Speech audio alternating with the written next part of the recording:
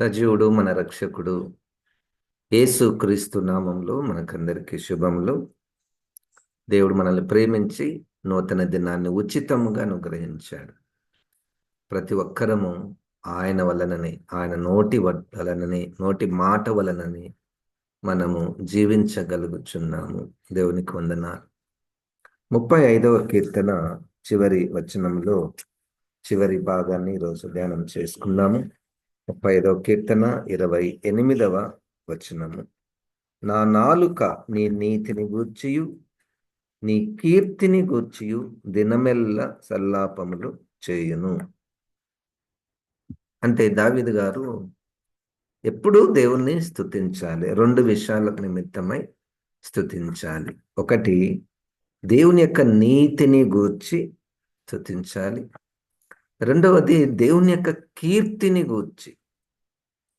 దేవుని యొక్క కీర్తిని గూర్చి అంటే ఆయన యొక్క ప్రత్యేకత, విశిష్టత, ఆయన యొక్క ప్రభావము, ఆయన యొక్క మహిమను గూర్చి ఆయనను దినమెల్లా దేవుణ్ణి స్తుతించుట. మనము బైబిల్లో ఒక మాట ఎప్పుడు కూడా దేవుడు తన ప్రజల నుంచి కోరుకునేటటువంటిది ఒక మాట మనం చూస్తాము. అదేంటంటే, నీ దేవుడైన యెహోవాను గూర్చి తెలుసుకొనుము. నీ దేవుడైన యెహోవాను గూర్చి తెలుసుకొనుము. మన దేవుని గూర్చినటువంటి జ్ఞానము మనకు కలిగి ఉంటే అప్పుడు మనము సరిగ్గా దేవుణ్ణి స్తుతించగలము.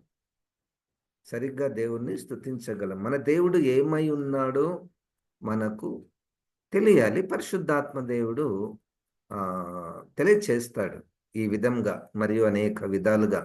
మనము వాక్యం చదువుతున్నప్పుడు కానీ, వింటున్నప్పుడు కానీ, ధ్యానం చేస్తున్నప్పుడు కానీ దేవుని గూర్చినటువంటి జ్ఞానము ఇప్పటికే మనము పలు విధాలుగా ధ్యానం చేస్తూ వస్తూ ఉన్నాము. ఇప్పుడు ఈ రోజు కూడా మరొకసారి వాటిని మనము నెమరు వేసుకుందాము. ఇదే కీర్తనల గ్రంథంలో 35వ కీర్తనలో దేవుని గూర్చినటువంటి కీర్తి 9వ వచనము 10వ వచనంలో చూడండి. 35వ కీర్తనలో 9, 10. అప్పుడు యెహోవా యందు నేను హర్షించుదును, ఆయన రక్షణను బట్టి నేను సంతోషించుదును. ఒక మాటలో పలుమారు మనం ఉపయోగించే మాట, దేవుడు రక్షకుడు. ఎటువంటి రక్షకుడు అంటే, అపోస్తల కార్యములు 4వ అధ్యాయము 12వ వచనము. మరి ఎవని వలనను రక్షణ కలుగదు, ఈ నామముననే మనము రక్షణ పొందవలెను గాని ఆకాశము క్రింద మనుషులలో ఇయ్యబడిన మరి ఏ నామమున రక్షణ పొందలేము అనెను.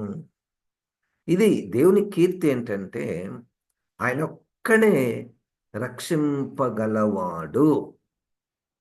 భూలోకంలో ఏ మనిషి కూడా ఇంకొక మనిషిని రక్షించలేడు. అంటే ఇప్పుడు రక్షణ అన్నటువంటి దాన్ని మనము దేనికి ఏ విషయాలతో మనము నిర్వచనం చేస్తున్నాము అంటే, పాపము నుండి రక్షణ. ఏదైనా గుంటలో పడినటువంటి వ్యక్తిని ఇంకొక మనిషి లేపచ్చు. రోగిగా ఉన్నటువంటి వ్యక్తిని డాక్టరు బాగు చేయవచ్చు. పేదలుగా ఉన్నటువంటి వారికి సహాయం చేసి ఆదుకోవచ్చు. కానీ పాపమును నుండి, సమస్త కీడులకు మూలమైనటువంటి పాపము నుండి రక్షించగలిగినటువంటి వారు యేసుక్రీస్తు వారే. దాన్ని బట్టి, ఆ కీర్తిని బట్టి మనము దేవునికి మహిమ చెల్లించాలి. దినమెల్లా ఆయన రక్షణను బట్టి మనం దేవుణ్ణి స్తుతించాలి. రెండో విషయము, అదే 10వ వచనంలో, కీర్తనలు 35లో 10వ వచనంలో చూడండి. అప్పుడు యెహోవా నీ వంటి వాడెవడు, మించిన బలము గల వారి చేతిలో నుండి దీనులను దోచుకొని వారి చేతుల నుండి దీనులను దరిద్రులను విడిపించువాడవు నీవే అని నా ఎముకలన్నీ చెప్పుకొనును. ఇది సత్యము. యెహోవా నీ వంటి వాడెవడు? ఈ లోకంలో బలవంతుడు ఉన్నాడు, బలవంతులు కూడా ఉన్నారు. కానీ వారి చేతిలో నుండి రక్షింపగలడు. బలవంతుని మించిన బలము గల వాని చేతిలో నుండి దీనులను దోచుకొను వారి నుండి నీవు దరిద్రులను విడిపించువాడవు. దేవునికి స్తోత్రం. మన దేవుని యొక్క గొప్పతనం, నన్ను విడిపించాడు, నిన్ను విడిపించాడు. ఒకప్పుడు రకరకాల ఈ ఆత్మ సంబంధమైనటువంటి దురాత్మల బంధకాలలోను, మనుషుల బంధకాలలోను మన శరీరమే మనకు ఒక బంధకముగా దురలవాట్లకు గురైనటువంటి సందర్భంలో నుండి దేవుడు మాత్రమే రక్షణ ఇచ్చినటువంటి వాడు. ఆయన కీర్తిని బట్టి మనము దేవుణ్ణి స్తుతించాలి. దేవుణ్ణి దినమెల్లా వాటిని జ్ఞాపకం చేసుకుంటూ దేవుణ్ణి మనము స్తుతించాలి. నీ వంటి వాడు ఎవరు లేరు. పౌలు గారు ఇదే సందర్భంలో ఈ విషయంలో మాట్లాడుతూ, లోకంలో ఉన్నవాని కంటే మనలో ఉన్నటువంటి వాడు బలవంతుడు. ఆయన కీర్తిని గురించి మనము చేయుచున్నాము. కీర్తనల గ్రంథంలోనే 86వ కీర్తన 8వ వచనం చూడండి. 86వ కీర్తన 8వ వచనంలో, ప్రభువా నీవు మహాత్యము గలవాడవు, ఆశ్చర్య కార్యములు చేయువాడవు నీవే, అద్వితీయ దేవుడవు. ప్రభువా, దేవతలలో నీ వంటి వాడు లేడు, నీ కార్యములకు సాటి అయిన కార్యములు లేవు. నీవు సృజించిన అన్నజనులందరూ వచ్చి నీ సన్నిధిని నమస్కారం చేయుదురు, నీ నామమును ఘనపరచుదురు. మహాత్యము గలవాడవు, ఆశ్చర్యకార్యములు చేయువాడవు నీవే, అద్వితీయ దేవుడవు. అంటే ఇంకొకరు లేరు దేవుడు. అది బైబిల్లో స్పష్టము చేయబడింది.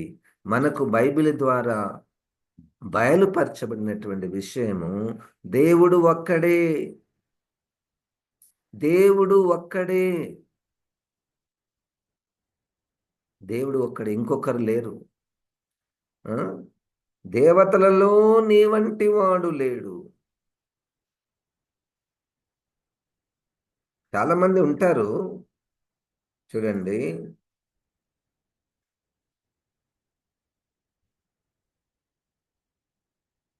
8వ అధ్యాయము 1 కొరింథీలకు రాసిన పత్రిక 6వ వచనము. 1 కొరింథీ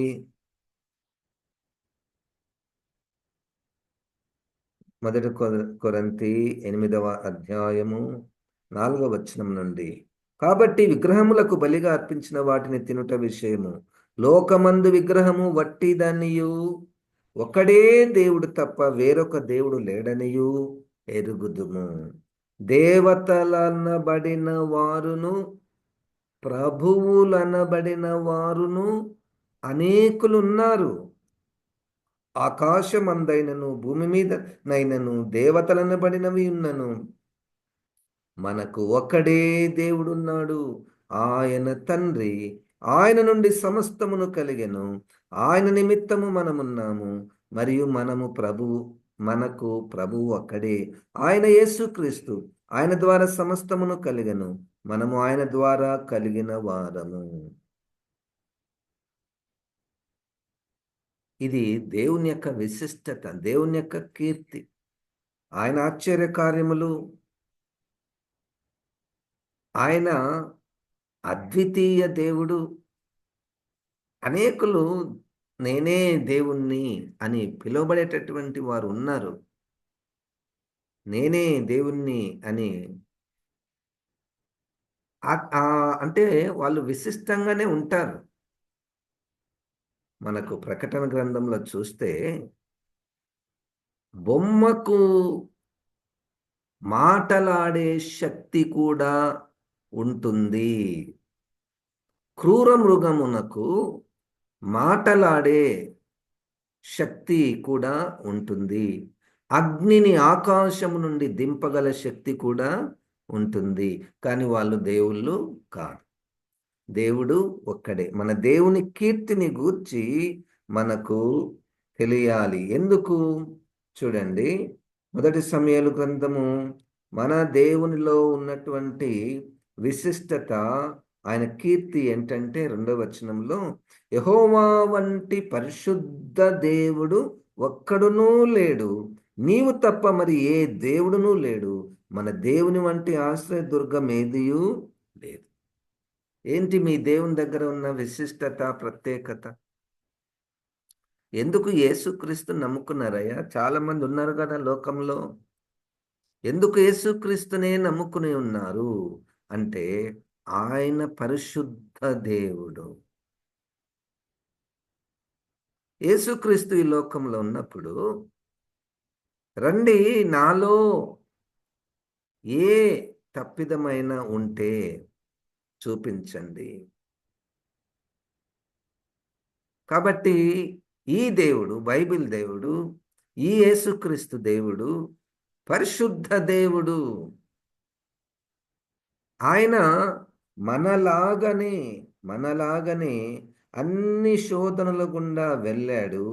కానీ ఏ పాపము చేయలేదు.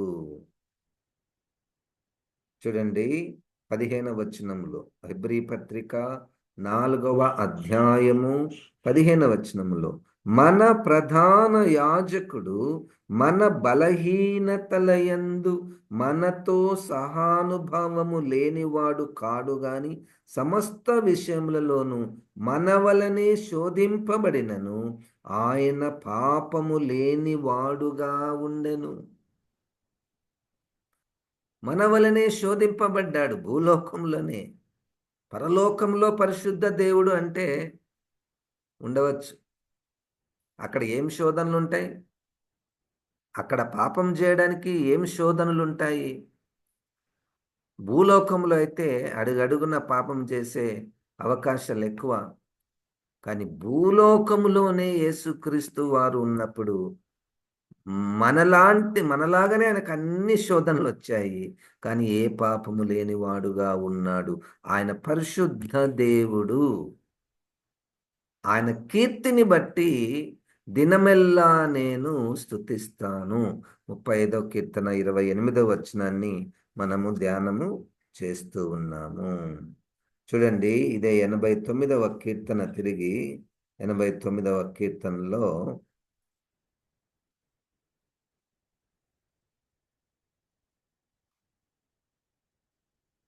6వ వచనం నుండి, మింటను యెహోవాకు సాటి అయిన వాడెవడు? దైవపుత్రులలో యెహోవా వంటి వాడెవడు? పరిశుద్ధ దూతల సభలో ఆయన మిక్కిలి భీకరుడు. తన చుట్టూనున్న వారందరికంటే భయంకరుడు. యెహోవా, సైన్యములకు అధిపతియగు యెహోవా, యెహోవా నీ వంటి బలాఢ్యుడెవడు? నీ విశ్వాస్య చేత నీవు ఆవరింపబడి ఉన్నావు. సముద్రపు పొంగు ననుచువాడవు నీవే. దాని తరంగములు లేచినప్పుడు నీవు వాటిని అణిచివేయుచున్నావు. యెహోవా నీ వంటి వాడెవడు? నీలాంటి భీకరుడెవరు? పరిశుద్ధ దూతలలో చూడండి, దైవపుత్రులలో యెహోవా వంటి వాడెవడు? పరిశుద్ధ దూతల సభలో ఆయన మిక్కిలి భీకరుడు. చాలామంది దూతలు = దేవుడు అని అంటారు. కాదు కాదు, దూతలు దేవుళ్ళు కాదు. దూతలు స్తుతికి అర్హులు కారు. దూతలు కీర్తికి అర్హులు కారు. దేవుడొక్కడే. దేవుడొక్కడే. ప్రకటన గ్రంథంలో చివరి అధ్యాయాలలో ఈ యోహాను గారికి ఒక దూత అన్ని చూపిస్తూ ఉంటాడు, వివరిస్తూ ఉంటాడు. చివరిలో యోహాను గారు తనకు సహాయం చేసినటువంటి దూత కాళ్ళ మీద పడతాడు. కాళ్ళ మీద పడితే అప్పుడు దూత అంటాడు, కాదు కాదు కాదు, దేవుడు ఒక్కడే. నేను దూతను, నువ్వు అపోస్తలుడవు. ఇంకా చాలా మంది ప్రవక్తలు ఉన్నారు. మనమందరం ఒక్కటే. దేంట్లో ఒక్కటే? దేవుణ్ణి స్తుతించుటలో నేను మీతో సహా అనుభవము కలిగిన వాడను. మనమందరము దేవునికే స్తుతి చెల్లించాలి. ఏ దూత కూడా కీర్తికి అర్హులు కారు. 14వ అధ్యాయంలో అపోస్తల కార్యములో వారు అపోస్తలులు ఒక కార్యం చేసినప్పుడు ఆ ఊరి ప్రజలు వీరు దేవదూతలే అనుకున్నారు. వీళ్ళు దేవదూతలు అనుకొని వాళ్లకు పూలదండలు తీసుకుని వచ్చారు. వారికి బలులను అర్పించాలని తీసుకుని వచ్చారు. అప్పుడు అపోస్తలులు బట్టలు చింపుకున్నారు. ఎందుకు? దేవుడు ఒక్కడే కీర్తి పొందాలి, ఆయననే మహిమపరచబడాలి. ఆయన ఈ ఈ కార్యము ఎట్లా జరిగింది అనుకుంటున్నారు? సజీవుడైన, రక్షకుడైన, బలవంతుడైన, అద్వితీయుడైన, సృష్టికర్త అయిన యేసుక్రీస్తు నామములో ఈ కార్యం జరిగింది. ఆయన కీర్తికి పాత్రుడు. ఆయనను స్తుతించండి, ఆయనను స్తుతించండి. హెబ్రీలకు రాసినటువంటి పత్రిక 1వ అధ్యాయంలో దేవదూతలను గురించి రాయబడినటువంటి సత్యం ఏంటంటే, చూడండి, చాలామంది యేసుక్రీస్తు ఒక దూత అనుకుంటున్నారు. యేసుక్రీస్తు మానవుడేం కాదు, కొంచెం మానవుల కంటే పెద్దనే, దూత అని అనుకుంటున్నారు. చూడండి,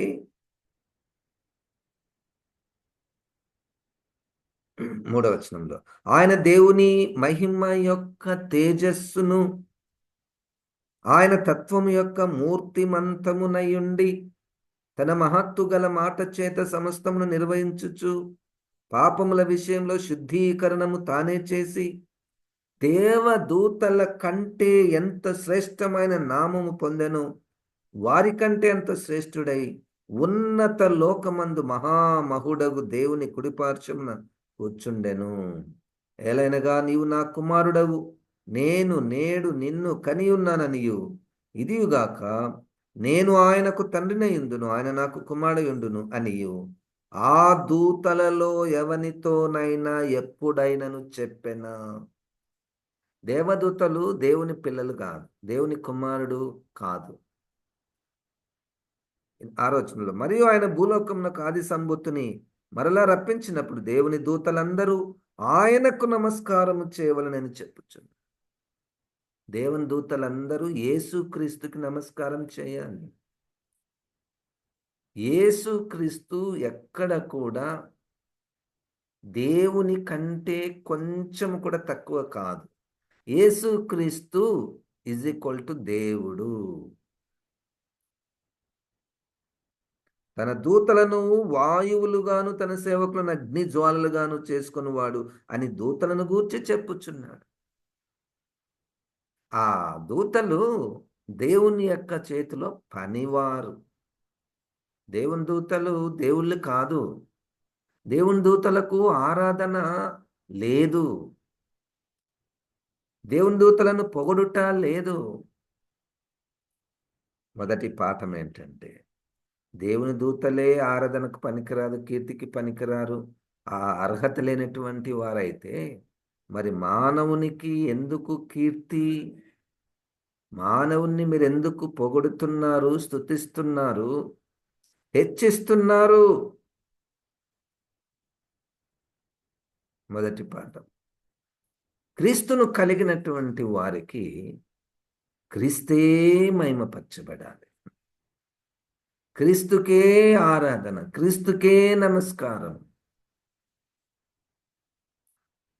ప్రోత్సహించుట వేరే, బలపరుచుట వేరే, గౌరవించుట వేరే, అవన్నీ చేయొచ్చు. కానీ కీర్తించుట, స్తుతించుట, మహిమపరచుట, హెచ్చించుట, ఇవి యేసుక్రీస్తుకే తగినటువంటివి. యేసుక్రీస్తుకే తగినటువంటివి కనుక ఆయన కీర్తిని గూర్చి మీరు ఎల్లప్పుడూ దేవుని స్తుతి, ఆయన బలమును బట్టి, ఆయన పరిశుద్ధతను బట్టి. చూడండి, ఫిలిప్పీ పత్రిక 2వ అధ్యాయములో, ఫిలిప్పీ పత్రిక 2వ అధ్యాయములో యేసుక్రీస్తు వారు గురించి 6వ వచనంలో, ఆయన దేవుని స్వరూపము కలిగిన వాడయుండి దేవునితో సమానముగా ఉండుట విడిచిపెట్టకూడని భాగ్యమని ఎంచుకొనలేదు. దేవునితో సమానం. మనుషులు పోలికగా పుట్టి దాసుని స్వరూపం ధరించుకొని తన్ను తానే రిక్తునిగా చేసుకునేను. మరియు ఆయన ఆకారమందు మనుషుడిగా కనబడి మరణము పొందినంతగా, అనగా శిలువ మరణం పొందినంతగా విధేయత చూపిన వాడై తను తాను తగ్గించుకునేను. అందుచేతను పరలోకమందున్న వారిలో గాని, భూమి మీద ఉన్న వారిలో గాని, భూమి క్రింద ఉన్న వారిలో గాని ప్రతివాని మోకాళ్ళను యేసునామమున వంగునట్లును, ప్రతివాని నాలుకయు తండ్రి అయిన దేవుని మహిమార్థమై యేసుక్రీస్తు ప్రభు అని ఒప్పుకున్నట్లును, దేవుడు ఆయనను అధికముగా హెచ్చించి ప్రతి నామమునకు పైనామమును ఆయనకు అనుగ్రహించెను. ఎవరున్నారండి? మానవుని రూపం ధరించుకున్నటువంటి దేవుడు ఎవరున్నారు? ఉన్నారు. రిక్తునిగా చేసుకున్నటువంటి ఏ దేవుడు ఉన్నాడు? ఉన్నాడు. ఈ పాపి కొరకు ప్రాణం పెట్టినటువంటి దేవుడు, దేవతలు ఎవరున్నారు? పాపము నుంచి విడిపించుటకు పరిశుద్ధ రక్తమును కార్చినటువంటి దేవుడు ఎవరున్నారు? ఆయనయే యేసుక్రీస్తు. ఆయనయే యేసుక్రీస్తు. కొలస్సీలకు రాసినటువంటి పత్రిక అంతా కూడా యేసుక్రీస్తు యొక్క విశిష్టత మనము చూస్తాం. 2వ అధ్యాయములో కొలస్సీలకు రాసినటువంటి పత్రిక 1వ అధ్యాయము 15వ వచనము నుండి, కొలస్సీ పత్రిక 1వ అధ్యాయము 15వ వచనము. ఆయన అదృశ్య దేవుని స్వరూపి అయి సర్వ సృష్టికి ఆది సంభూతుడైనాడు. ఎలైనగా ఆకాశమందున్నవియు భూమి అందున్నవియు, దృశ్యమైనవి గాని అదృశ్యమైనవి గాని, అవి సింహాసనములైనను ప్రభుత్వములైనను ప్రధానులైనను అధికారములైనను సర్వమును ఆయన యందు సృజింపబడెను.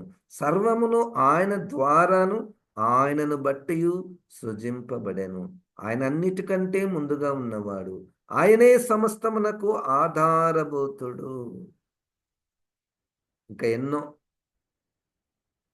ఆయన కీర్తిని గూర్చి దినమెల్లా ఆయనను స్తుతించుట.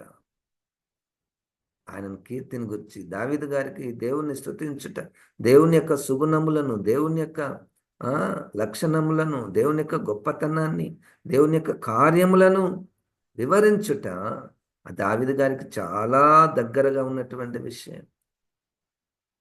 ఎక్కడ కూడా తాను మహిమపరచబడాలనేటువంటి ప్రయత్నము లేదు. దేవుడే ఆయన అర్హుడు కదండి. నిజమే కదా ఇది. మన జీవితంలో కూడా నిజమే కదా. ఆయన పరిశుద్ధుడు అనియు, ఆయన బలవంతుడు అనియు, ఆయన రక్షకుడు అనియు మనకు అనుభవాలు ఉన్నాయి కదా. అంత ఘోరమైనటువంటి పాపపు నుండి విడిపించగలిగినటువంటి దేవుడు యేసుక్రీస్తు వారే కదా. అది ఎవరికి సాధ్యము? పాపము నుంచి ఏ మనుషుడైనా ఇంకొక మనిషికి విడిపించగలడా? అది యేసుక్రీస్తు వారికే సాధ్యము. అది మన జీవితంలో జరిగినటువంటిది కదా. ఎంతమంది బలవంతులు మన మీదకి వచ్చారో కదండి. కానీ మించిన బలము గల వారి చేతుల నుండి ఆయన విడిపించినటువంటి వాడు. దేవునికి స్తోత్రం. కనుక దినమెల్లా ఆయనను మనము స్తుతించబద్ధులమై ఉన్నాము. చూడండి, 2వ సమూయేలు గ్రంథము 7వ అధ్యాయము 22వ వాక్యము. 2వ సమూయేలు గ్రంథము 7వ అధ్యాయము 22. కాబట్టి దేవా యెహోవా, నీవు అత్యంతమైన ఘనత గలవాడవు. నీ వంటి దేవుడు ఒక్కడునూ లేడు. మేము వినిన దానిని అంతటిని బట్టి చూడగా నీవు తప్ప దేవుడెవడునూ లేడు. మేము అన్ని విన్నాము, చూసాము. దేవుళ్ళు అనబడిన వారు, దేవతలు అనబడినటువంటి వారు, దూతలు, గొప్ప గొప్ప వారు, అది వాళ్ళు ఉన్నారు, గొప్పవారు ఉన్నారు, బలవంతులు ఉన్నారు, తప్పేం కాదు. కానీ దేవుళ్ళు కాదు. దేవుడు ఒక్కడే. ఆయన యేసుక్రీస్తులో ప్రత్యక్షపరుచుకుని ఉన్నాడు. మనము అట్టి అద్వితీయ దేవుణ్ణి, బలవంతుడైన దేవుణ్ణి, రక్షకుడైన దేవుణ్ణి, పరిశుద్ధుడైన దేవుణ్ణి మనము కలిగి ఉండుట మనమెంతో ధన్యులం. ఆయనను మనము మహిమపరచాలి. ఆయన కీర్తిని మనము ప్రకటించాలి. ఆయన కీర్తిని ప్రకటించాలి. మనం ఏదైనా చిన్న మంచి గొప్ప కార్యాలు చేస్తే మనము గుర్తింపు కోరుకుంటాం కదా. అంటే నేను, లేదా మా మా అబ్బాయి, లేదా మా తండ్రి గారు, ఇది మా వాళ్ళదే అని మనం చెప్పుకోవడానికి ఇష్టపడతాం, చెప్తాం, ప్రకటిస్తాము. ఆ ప్రకటించుటలో మనకు ఆనందం, తప్పు కాదు. కానీ ఇప్పుడు దేవుని గూర్చి ప్రకటించుట, ఆయన కీర్తిని గూర్చి ప్రకటించుట. కాబట్టి పరిశుద్ధాత్మ దేవుడు మనం ఎల్లప్పుడూ ఆయన కీర్తిని ప్రకటించు వారముగా.